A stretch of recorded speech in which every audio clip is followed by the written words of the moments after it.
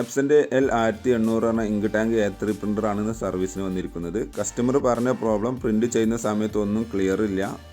അപ്പോൾ ചെക്ക് ചെയ്യുന്ന സമയത്ത് നോസിലെല്ലാം ബ്ലോക്ക്ഡ് ആണ്. കണ്ടാൽ അറിയാം, നോസിൽ ഫുൾ കട്ടിംഗ് ആണ് കാണാൻ സാധിക്കുന്നത്. നിങ്ങൾക്കൂടെ കാണാൻ സാധിക്കും. വളരെ കുറച്ച് പേജ് മാത്രമേ പ്രിൻ്റ് ചെയ്തിട്ടുള്ളൂ. അതായത് ബിലോ 1000 ചോടെ മാത്രമേ പ്രിൻ്റ് ചെയ്തിട്ടുള്ളൂ.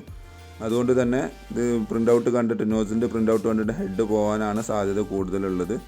എന്തായാലും നമുക്കൊന്ന് സർവീസ് ചെയ്ത് നോക്കാം. കാരണം ഇത്രയും ചെറിയ പേജാണ് പ്രിൻ്റ് ചെയ്തിട്ടുള്ളത്. അപ്പോൾ ഞാൻ സർവീസ് ചെയ്യുകയാണ്.